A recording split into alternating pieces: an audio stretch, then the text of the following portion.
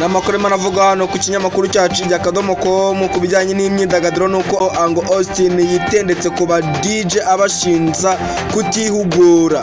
Uncle Austin yitendetse ku ba DJ bo mu Rwanda abashinza kutihugura ngo bamenye ubuhanga mu gucuranga imiziki myiza, ahubwo bagaharara gucuranga indirimbo nshya bakirengagiza izakunzwe mu myaka yo hambere. Ibi Uncle Austin yabigarutseho yifashishije imbuga nkoranyambaga ze, aho yabinyujije ku rukuta rwe rwa X. Yasabye abavanga imiziki gutembera kugira ngo barebe uko ahandi babigenza. Ati aba DJ mugomba gutembera mukamenya isi, mugomba kugira ubunararibonye no kwiga bimwe mu bintu by'ingenzi bijyanye no kuvanga imiziki neza. Abacu bamwe bibwira ko kuvanga neza imiziki ari gucuranga indirimbo zitarengeje amezi 5 gusa. Mugerageze mugire indirimbo nyinshi zo gucuranga. Uncle Austin yavuze ko hari bake bagerageza gushyiramo imbaraga bagashaka uko barushaho gucuranga neza kandi bakagerageza gushakisha ibihangano byanyura amatwi y'abumva imiziki. Ni ubutumwa Uncle Austin yasoje asaba aba DJ kutarakazwa n'ibyo abavuzeho, ababwira ko aho kurakara bagana amashuri bakihugura kurusha ibindi. Tukiri ku bijyanye n'abastari rero, reka ngira akandi ka showbiz mbatamo, ariko abantu bafite ibintu by'imyemerere y'Iyobokamana bashaka kuza kunera amabuye. Hari igihe nari ndi ku rusengero, umubwiriza wari wateguwe uwo munsi aratubwira ati ubu ngubu Bruce Melody niwe ugezweho, niyo mustari ugezeho, abantu benshi tuba tumuhugiyeho tumurangariye, ndetse na Cristiano Ronaldo nawe ni umustari ugezweho, abantu benshi tuba duhugiyeho. Aratubwira ati abo ni abastari barangira, reka tubaveho duhugire ku Mana, niyo mustari utajya urangira. Ibyo rero Papa Primo Media akaba yarabivuguruje akabidestroyinga. Murabizi Papa Primo Media ni umuntu w'incabwenge mu bitabo, yagiye asoma akora icyegeranyo agaragaza ko Imana nayo ari umusitari w'ikinyejana. Avuga ati muri cya gihe cya kera cyane, mu gihe cy'Abagiriki hari hariho imana zitari iyi ngiyi nyine ya Yahve. Noneho umuhanga mu bijyanye n'imitekerereze Socrates akajya avuga ati izi mana mubona zaba Horus n'izi imana za Athene ni imana n'abastari b'iki kinyejana, n'abastari b'iki kinyejana, ariko hazaza izindi mana zitari izi ngizi.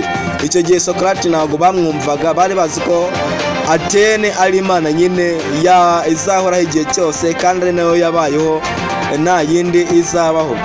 Hanyuma rero nyuma iza kuvaho haza kuboneka indi mana itwara igikombe cy'isi cy'ikinyejana cyari gikurikiyeho, haza imana y'izuba, nayo iza kuvaho haza ingiyi y'Abanya-Isiraheli ariyo twita Yahve, imana ya Isiraheli ngo ni iy'isi n'ijoro.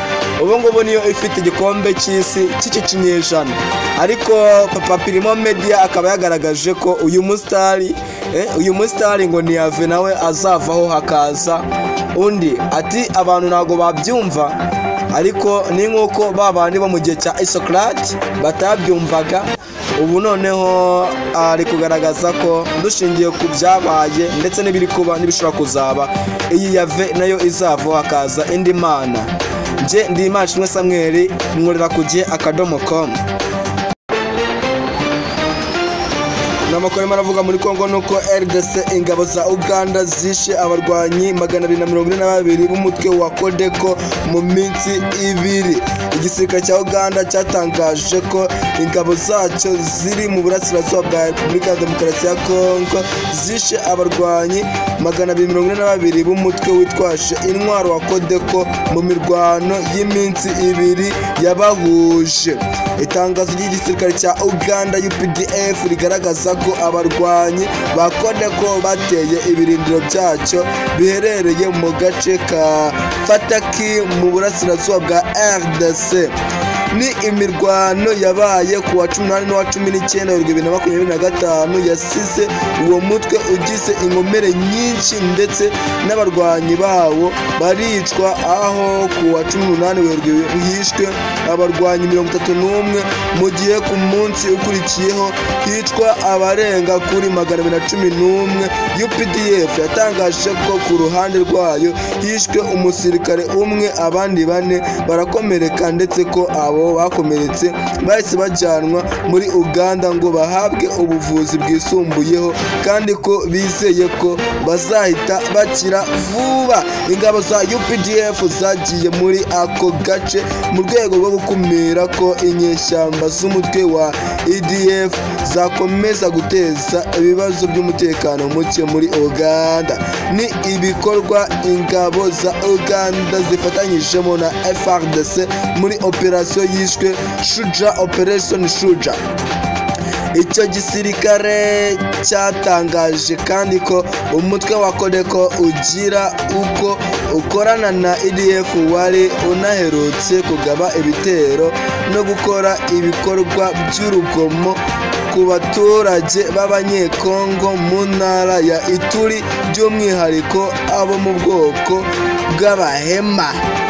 Ibyo bitero byasize abaturage benshi bahasize ubuzima, barimo abagore n'abana ndetse n'aho bari batuye harangizwa bikomeye n'abarwanyi b'uwo mutwe, bituma bamwe bakwira imishwaro.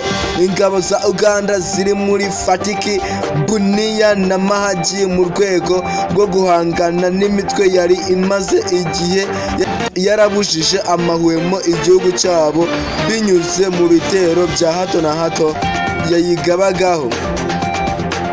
Izo ngabo kandi zitezweho kugabanya umubare w'impunzi, aho ibihumbi by'abaturage baturukaga muri ibyo bice byo mu burasirazuba bwa RDC kubera umutekano muke bakajya gushaka ubuhungiro muri Uganda. Mashimo Samuel, igihe.com. Namakuru maravuga mu buryo bw'incamake cyane ku kinyamakuru cyacu igihe.com nuko General Muhoozi Kainerugaba yashimangiye ko ingabo za Uganda zitazitambika M23 mu gufata Kisangani. Hagaragajwe uruhare rw'ikoranabuhanga mu kuzamura isoko ry'imari n'imigabane ry'u Rwanda. Ikireni uwahoze ari umudepite yahishuye ko Zelensky yagerageje kumwica. U Rwanda rwakiriye neza icyemezo cya M23 cyo gusubira inyuma. Imiyoboro y'amazi irenga 200 ntigikora kubera ubujura bw'ibikorwa remezo byayo.